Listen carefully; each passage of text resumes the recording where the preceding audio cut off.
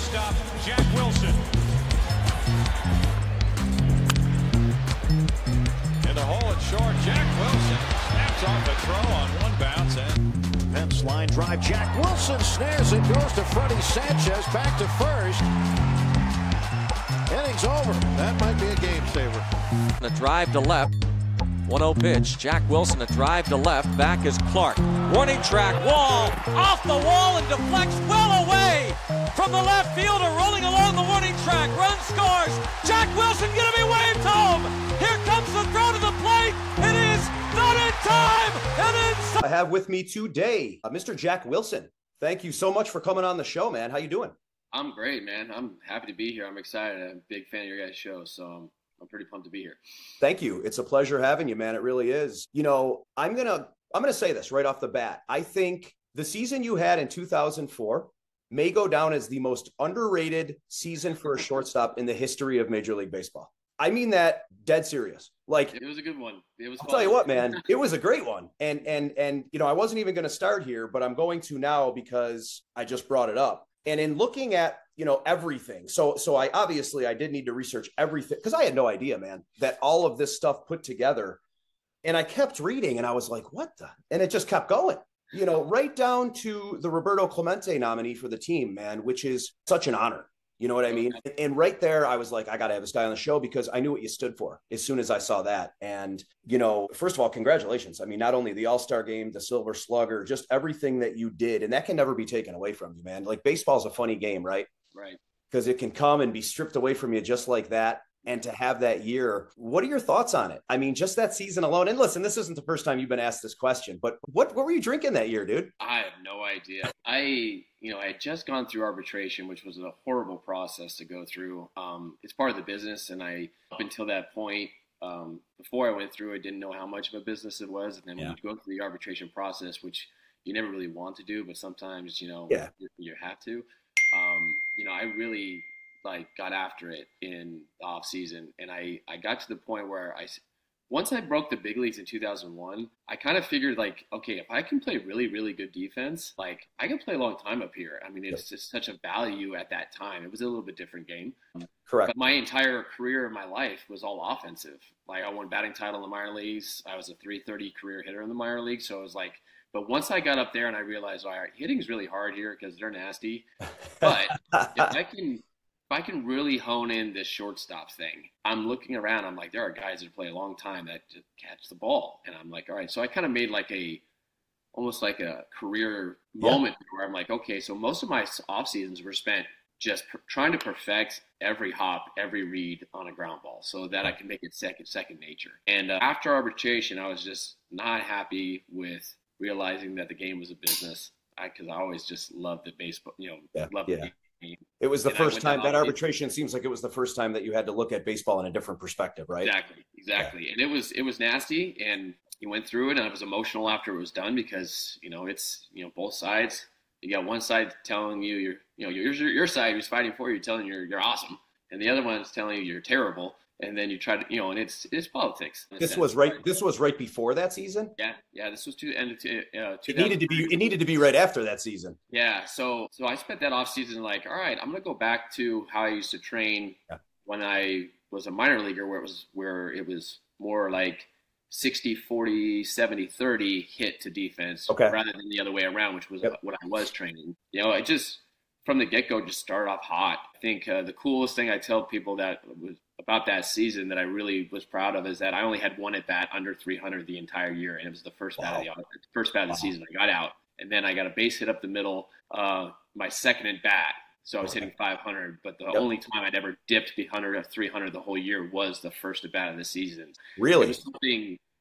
That's consistency, bro. That's amazing. That was the big thing I looked at. Yeah. Just how it got off at a real hot start. I think I hit 400 in April, and just I was 330 by the breaks. Obviously, it's going to taper down, but just really, grinded out some tough months. I think July or August was tough, and you're battling wanting to hit 300 because that's a game changer for your career to say you hit 300 in the big leagues. You know, anybody who does. And you did. Yeah, we ended up pulling it out. It got close. I think I got to like 301 or 302, and I started panicking a little bit. What do I have here? 308, I think it finished. Right? Yeah, I got it. Yeah, I had a nice little run at the end, which I kind of threw my hands up and like, all right, let's just enjoy the rest of the season and stop worrying about the 200 hits, because that was coming down to the wire, and so, but it was amazing. I had great teammates that were pushing me, great coaching staff that was behind me and trying to help me get through any mental things that I was going. I'd never been in that position before, being in the big leagues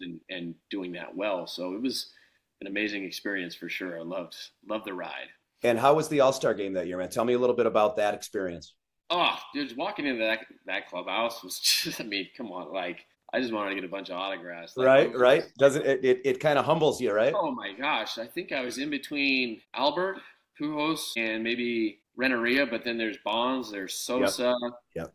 There's all the bombers, dude. There was legendary hitters at that game. I was with Sean Casey was there, which was awesome because I played a bunch against him in Cincinnati. It just it was just amazing. It was like 3 days of just the unbelievable adrenaline. It was, what it was? It was like your opening day, your major league debut. Yep. Kind of that feeling. That nervousness too, right? Oh yeah, actually the game was the easy part. It was all the other stuff because now like you're an all-star and you're doing all the interviews and you're going through all the the press and stuff like that. And I had never had that much attention before, so I was like, this is crazy. But like since I was a first one, like when they're doing all the interviews for the All-Star game, like, all right, it's your first time here. You have a 6:45 a.m. time. Albert Pujols is like 1 in the afternoon and. Bonds, they're in the evening, but you're getting up early because, that is so funny, man. This is number one for you. So, and that's, and that's really how it is. But it's, those stats, obviously, like I said, they stay with you forever, man. And in looking at the whole season, I mean, 31 straight games without an error, to your point of working so hard on that. And I love this story. For kids that are grinding and trying to make the big leagues, because not everybody's built 6'5", 6'6", 260. You know what I'm saying? Right. And you got to figure out other ways to do it. Like, obviously your talent and your athleticism was off the charts, or you would have never gotten where you did. But then when you get amongst the men, right? So you can stand out in high school, college, and then when you're amongst the big boys, you got to find a way, right? And, it's really cool. That you realized that and said, how can I get an advantage and what can I do? And you made it happen, man. I think it's important. What I teach a lot of the kids now, the best thing I did and the best thing the players can do is look themselves in the mirror and know who they are. Okay. I'm a 5'10" shortstop and I can't be Jared Jeter. I can't be Alex Rodriguez. They're 6'1", 6'2".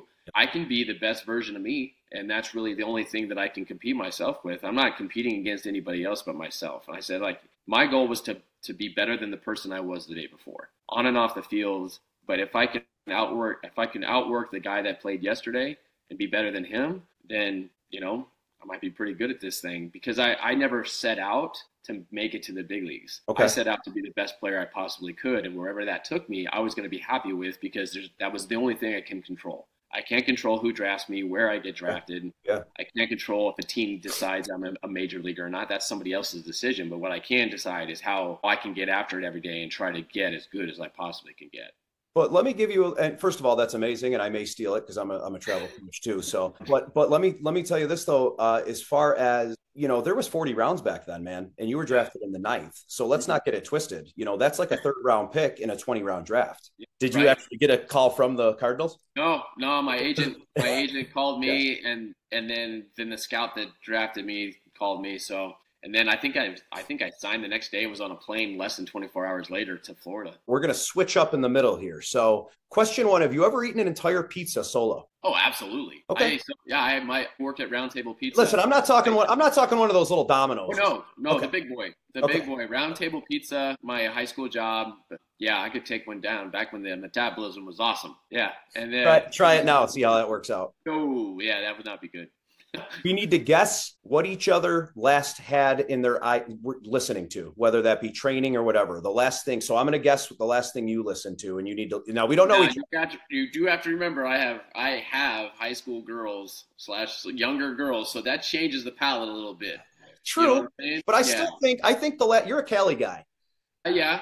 Yeah, I think maybe a little Red Hot Chili Peppers. Honestly, a little bit of everything. I do like the Red Hot Chili Pepper. Like, if I would say, like, if it would it make the like favorites list? Probably not. But I can definitely groove to some Under the Bridge every now and then. Like, just kind of what you feel. But when you have, when you grow up in our time where hip hop was big with Biggie and Pac. Dude, and listen, I got a Wu-Tang tattoo. Yes, absolutely. And then you go through your country phase because country becomes big with Garth and that's my wife's thing. Yep. Yes. And then you got the kids, and then you're hitting High School Musical and Taylor Swift. I mean, you end up liking all of it, and now it's huge, like, Morgan Wallen and Meghan Trainor, and like it's all over the place, bro. So like it's an unfair question for you because it's so out there.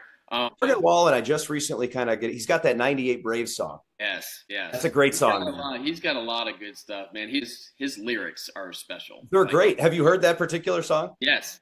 On the newest album? And I mean, he tells the story of that season, and it's phenomenal. Like, right? And I didn't think he was old enough to even, like, I don't know if that's through his dad's eyes or what, but it tells it really well. Might have been like his childhood, right there. And he's right. Those 98 Braves were nasty. Like, and it was like, I can't it's like the girl. Beat them.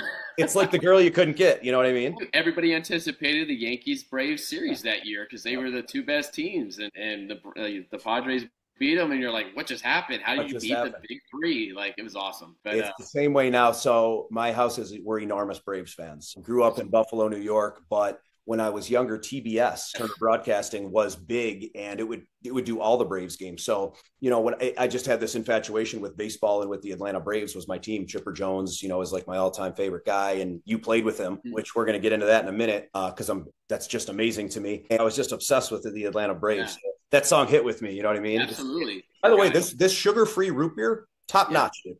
Unbelievable. Shout out to A&W. Forgot to hit my sponsors, Johnny Damon and A-Game, Ball Players Bomb, couple new ones, Razors and Heart of the Home. So we got that in. But this stuff, not sponsors, delicious. I'm a big root beer guy too, so I'm going to have to try it out. Right, you get a little root beer float action with this, I'm telling you. Yeah. Oh, what were we talking about? Who was your favorite? Oh, yeah. Who was your team growing up? I was a soccer guy, and honestly, even then, like I was more about players more than teams. And then the problem is when you grow up in California, there's so many to choose from. So you got kind of fair weather fans in a sense where they just kind of go with whoever's good. But we had a player named Kurt Stillwell who was a hometown hero. I grew up in Thousand Oaks, California. He went to the Thousand Oaks High School and he was. Where's Thousand Oaks? Put me on the map because there's no. Yeah, this will be Ventura County. It's going to be about 45 minutes north of LA. So take Santa Barbara, LA, and kind of squish it in the middle. You got Newbury Park, Westlake, Thousand. You got to tell me exactly how to get there, like that Saturday Night Live skit, the California. Oh, yeah. Yes, you take. You got to take the 400 to Ventura to Mulholland. What are you doing? Oh God, it's the greatest ever, man. It's funny that a lot of people not familiar with the game or not a student of the game, they think you're drafted. Now it's easy, right?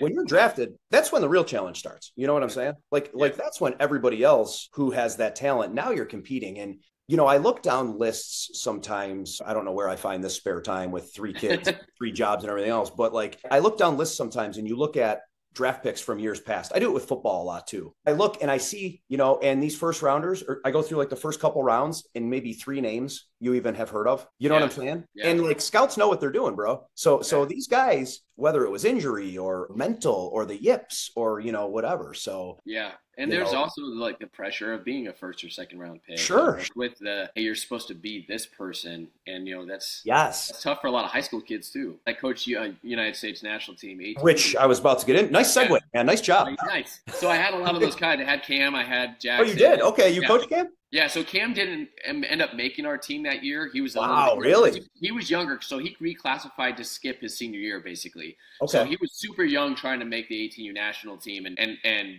we were nasty that year. We had Colt Emerson, who's a top prospect. I reached out to Colt yesterday. We had McGonigal. Kevin McGonigal was our second pick. Yep. You had Bryce Eldridge was our first baseman. There was nowhere for Cam to. Cam was excellent, and he could have easily made that team, but that team was absolutely loaded. Wow. That might go down as one of the best high school national teams that USA's ever had. Pardon my ignorance. Were you head coaching that? No, I was third base coach. So that coach was Denny Hawking, was the head coach for that. Okay. We played the World Cup in 2022 or 21, I think. Okay. But, it was a World Cup of baseball down in It was right, the year after COVID, I think, right? Yeah, it was amazing. It was an amazing experience and really got to know a lot. Where was that? Where was that played? We played in Bradenton, Sarasota, Florida. Oh, really? So was hosting that year, so it was amazing because it jumps around from country to country every 2 years. Did they play it at Ed Smith? We played at Ed Smith, and we played at what I know is McKegney. I don't know what it's called now. It's place. I'm there. I still call it McKegney because it was McKegney forever. You kind of want to take your time with those guys because we just saw what happened with Soto when you make it to the big leagues at 19. Dude. That means you're hitting free agency at 26, and you're going to get paid. Yeah, and paid. Like historically paid. So dude, can you imagine that kind of money? You know, you can talk about arbitration, and I'm sure you're the type of dude that doesn't have regrets, man. And you had a beautiful story, beautiful career, you have a beautiful family. You know what I'm saying? But like, could you imagine? Like, you know, do you ever like, man, if it was only a couple of years later? You know what I'm saying? Yeah. Like, guys are just you can't live like that. I know. I'm happy for the game of baseball to be making that much money. I think to be in a position. A good comeback. Yeah, because if you're Juan Soto and you're 26 and you've already had 6 years in the big leagues, he's going to get his, you know, and he's an amazing player. You know, is he a $700 million player? Nobody's. We'll You're not saving lives, man. Yeah, you know. But it's just interesting to see how the game has changed on service time. How just the game over the last 15 years probably has changed more than it ever has in the history since it started. I mean, we've seen an unbelievable change in the way the game's played. You know, the style of play, money, like it is over the last 15, 20 years has been a huge shift in the game of baseball. Yeah, no, you're absolutely right about that. I got to ask you, brother, talk to me about the 2011 Atlanta Braves. 2011. It goes down as ranked 20th of meltdowns ever for a season. Okay. So listen, it stings asking that question because I'm a Braves guy. It's tough. But you were on that squad. Yeah. Freddie Freeman's rookie year. Chippers, you know, one or two remaining, you know, a couple seasons after that. But how was the clubhouse, man? Like, give me a good story or tell me a little bit about that team or how a meltdown. Usually, and I don't want to talk out of line here, but usually when something like that happens, it's because of a clubhouse. You know what I'm saying? Like, the clubhouse was great. I was coming in from Pittsburgh. Yeah. So I'm in Seattle. And oh, really? Okay. Yeah. And I had never made a playoff game. So I'm really just a backup shortstop. So I'm just there as like, you know, kind of the utility. Yeah, in a sense. But you had, you know, Chipper third, Danny Ugla at second base. Yep. You know, you had an unbelievable pitching staff led by like, you know, Tim Hudson. And always, man. It was nasty. It was just like a bunch of great players. And, you know, it was kind of see this thing kind of turning for the worse. We're leading the wild card and the Cardinals keep winning. And every time we lose, the Cardinals win. I remember it, man. Like it was yesterday.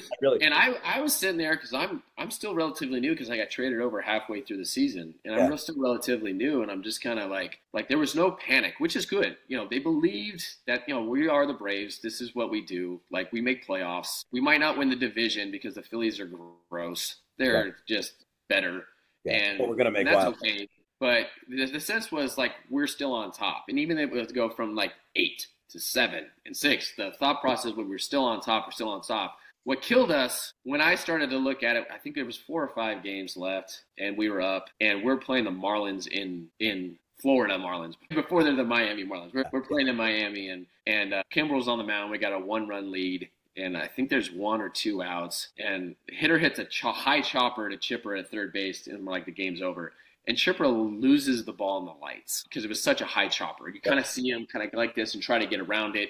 And you're like, well, this isn't good. Yeah. How many times do you see an infielder lose a ground ball in the lights? Right. I'm like, and you're kind of feeling like that doesn't happen every day. That's weird. And next pitch guy hit a 2-run homer to walk it off. And then walking off and you're just like, this is real.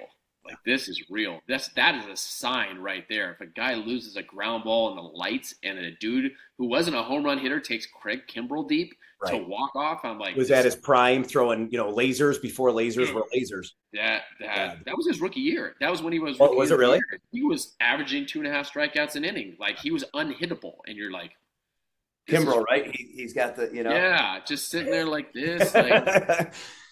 Because he's a game over guy. Oh, yeah. You know, when he was in, you were like, there was no doubt. And like a ground ball, lost in the light, and then guy hit a 2-run homer to walk off. And I'm like, man, and the Marlins weren't good that year. So it was like, no, they were not. But on a crazy run, they earned it, and we were on the back end of that. And honestly, we didn't get a lot of national love about it or national like pub about it because the Boston Red Sox at the same time blew like a bigger lead.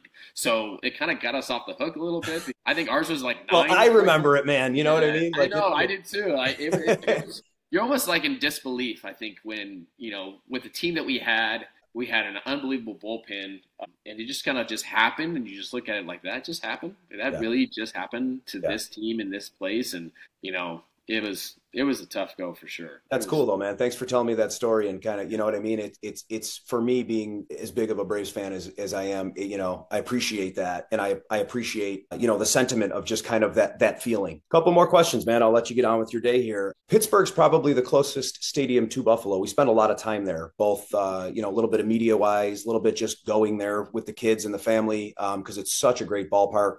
Tell me a little bit, about your experience in Pittsburgh. I know it's a tough city to play ball in the respect of not winning. And I feel like every year they're on the brink. So people need to stop saying it's our year. They need to, again, there's some fundamental changes that I feel need to be made, and they need to hang on to players longer, right? That they have. But how was your overall experience in Pittsburgh? I loved it. I loved every minute of it. I think obviously losing is tough. We had, I think, 200 or 300 lost seasons. I mean, that's tough. But at the same time, like, I love my teammates.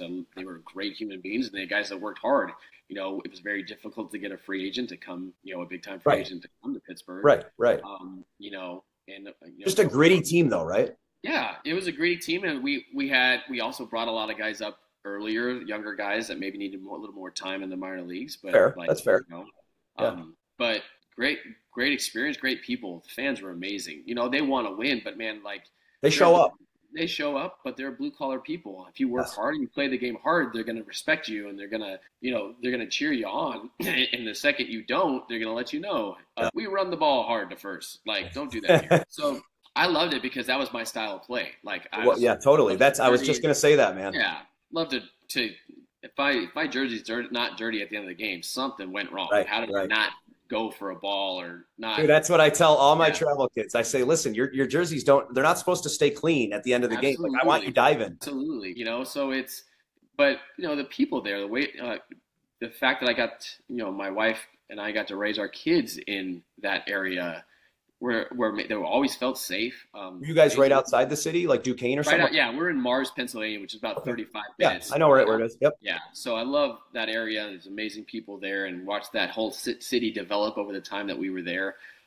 But it was an amazing place, and people are like, oh, when I got traded to Seattle, someone had mentioned like, oh, you couldn't wait to get out of Pittsburgh. And I'm like, really? I mean, it's a life. It's a quality of life. Well, and that's Jack, that's the thing. People love playing there, but they never stay because they can't pay them. Like, it's always the same kind of story, man. And now you have Skeens, right? And you have Cruz and Brian Reynolds, man. He's legend, right? As far as Pittsburgh go, in these guys, like, but when free agency comes about, I mean, God only knows what Skeens is going to get. And Pittsburgh be able to pay the guy $800 million. You know what I mean? No doubt. I think, it's kind of like the thing where you start getting these guys really early. I think that's the only way to kind of hold on to them is you can throw a bunch of money at them early and roll the dice. You're really taking a chance, though. That's what they did with McCutchen. I mean, they paid McCutchen, like 60 something early, and he ended up being a $20, $30 million player in his prime that he was only making 8 or 9 because they got him early, and that's kind of the blueprint when you're a small market team that you got to do.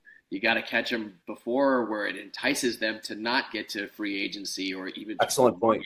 Excellent point. There's a lot more risk involved, a lot more risk reward. But then that comes down to the player and the agent. Like, there's some agents where like we don't do pre-arbitration deals. We want our guys to go to free agency and take the max, which is also, I mean, there's injury, there's down years that you're putting out there possibly that could hurt that. So, but younger players, I believe younger players for the majority are really open to having that financial security and the security of being able to know that they're going to hunker down in that city for a long time. I loved when I got my first multi-year deal. I loved the fact that I could go buy a condo and not rent and make it a home.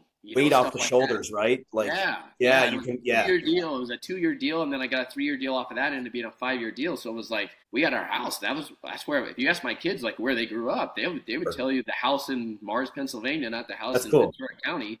So and I'll tell you this. I'll add this because we have a whole bunch of family and friends headed out there in September because the Sacramento A's are playing at PNC Park this year at the September. So we are very excited and praying that all goes well with Jacob and he has a great season for them and he's up there. And is that? Because I plan on being there too. September 19th, 20th, and 21st. It's okay. That would be a very special time. He grew up. Well, listen, man, I've seen the kid's talent, and you know, he's slated to be the opening day shortstop this year. That's what I thought, you know, and I didn't want to make I tell him too, and I always look at it this way: is like you're always, no matter what happened the year before or what not, you know, you can think it's your job. You always go out. I said I spent every year that I played, I spent earning my job and going after my job, whether I had a 5-year deal or it was my first year in the big leagues. I always felt like I've never wanted to be comfortable. If I'm comfortable, I get complacent, and then I'm not going to work as hard. So even though Jacob, you know, going into this season, he had a really good,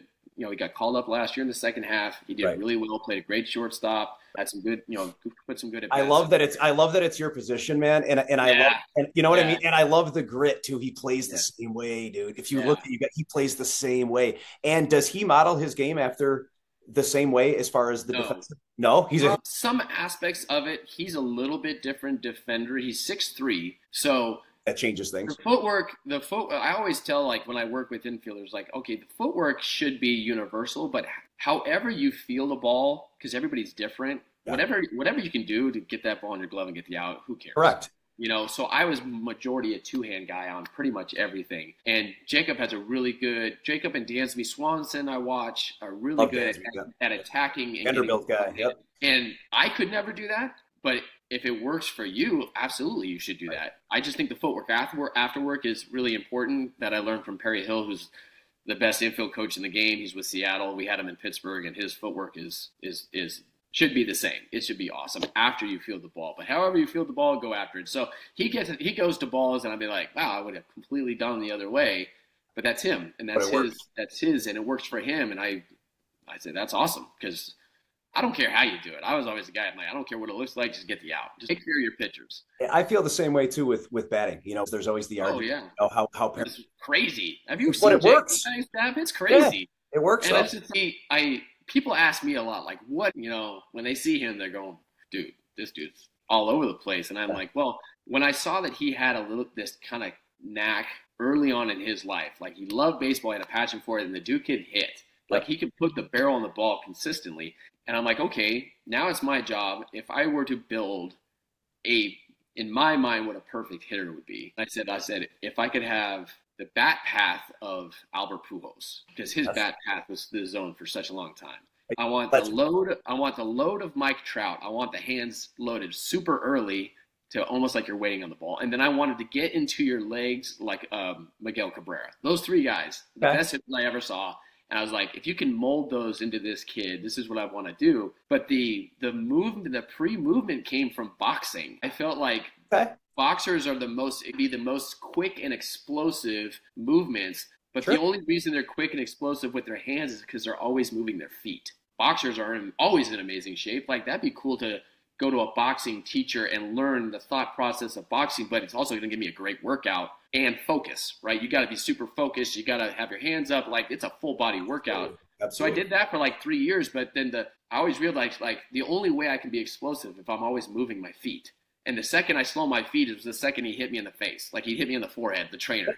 Like, stop moving your feet. You just smoke you. And I was like, wow. So few people know that, you know? Yeah. So I was like, oh, with the hitting, I wonder if we just keep the feet moving to be ready to move. So that's kind of where it all comes from. I try to tell people, like, he's not on drugs or anything. Like, he loves caffeine. I'm like, it's not that. He's just creating energy. So it's all hopped up on Rip Fuel and Adderall. I watch it. I'm watching the games in spring training this year. I'm like, hey, man, he does move a lot. But it works, man. It works for him, you know. I love the boxing analogy. My wife actually is she has a boxing program and she teaches, and she's got a copyright actually on a program. It's called Beatbox, and sweet. Predominantly for women, but you know, that's what it is. And it's kind of showing women a different side of boxing and stuff. And I think you're right. There's so much you can learn with it, you know, mentally too. If you look at their athleticism, like, this guy's a crazy athlete, you're going to find a player that played more than one sport.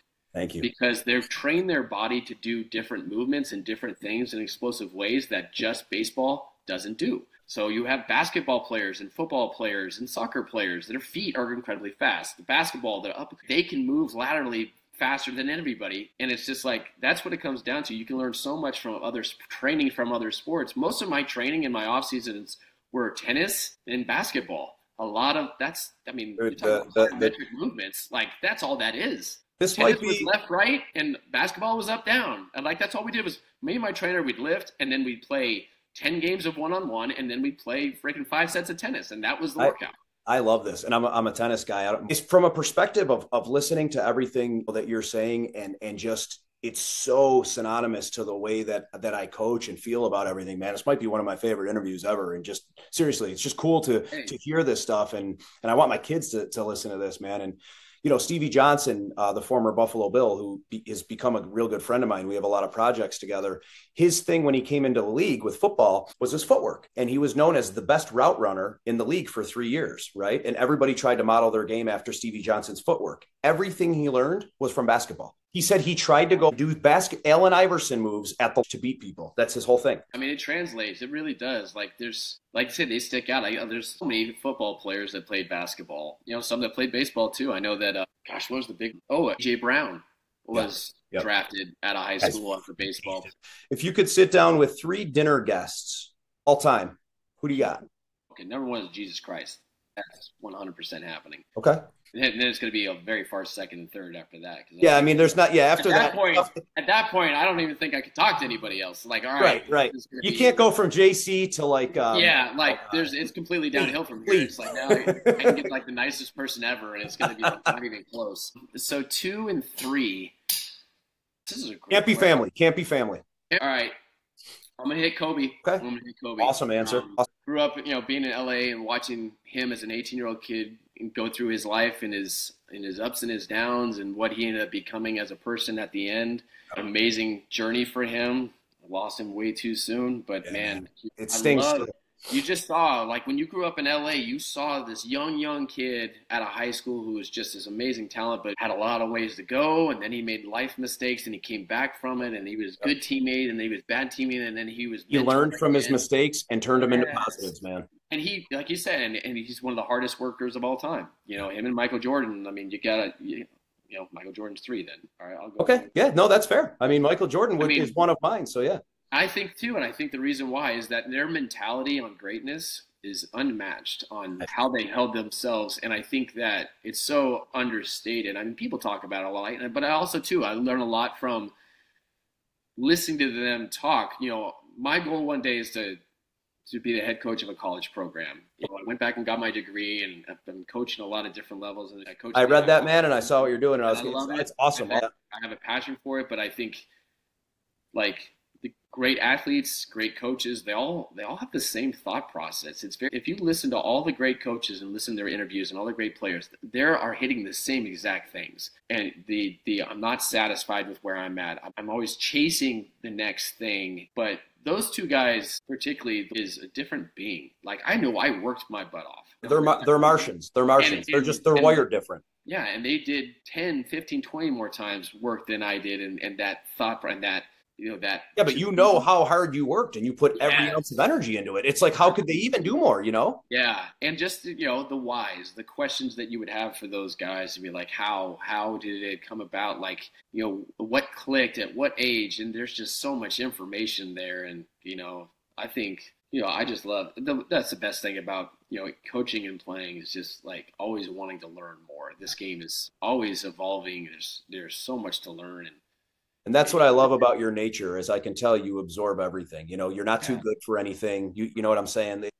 Who make the most change to other people's lives are the people who are always willing to take and absorb something else and not think they know it all. Right. Yeah. Make sense? You know what I mean? Yeah. And honestly, I think that's my number one goal. Once you get done playing, we have baseball is a huge problem with identity after we're done. Like our whole lives we spend doing this one thing, and then I got lucky enough to where my kids played sports, so I got into coaching. And it was in the beginning, it was just like, this is what you do, right? You're a dad. Now I could be a normal dad because I wasn't a normal dad for most of, a lot of the childhood. Right. But I'm coaching AYSO soccer on Saturdays. I'm actually coaching Jacob and like youth baseball and little league and stuff like that, and a little bit of travel ball, and then. But when I thought this is going to be the next thing I'm really going to get after, because I think at any point we can all look back and pick out 2 or 3 people that changed our lives forever. you know, and especially with athletes, it's all going to come back to a coach. It's always going to come back to a coach. Yep. A coach that parents and coaches. Parents and coaches, you had a fork in the road, and they led you down this path. And Patrick Woods, who was my junior college coach for 2 years after high school, you know, put path to success. And I think that if I went somewhere else and didn't have him, I don't know what that path would have been like. And I was like, do that for other people. That's why I want to coach. I want to be able to help people with, number one, like being better people. It's important for kids to understand, like, you know, even the big leaguers, we're not perfect. We make mistakes. We're human. We make mistakes off the field too, you know. So that's where I like to you know, share my life and the journey and stuff like that. And I just. But man, thank you again. Like I think this was truly a great conversation, man. I hope you know, everybody that watches it feels the same. Thanks again, man. Thanks so much. So I'll reach out to you. I'll text you. I appreciate it. Thanks, bud. All right, man.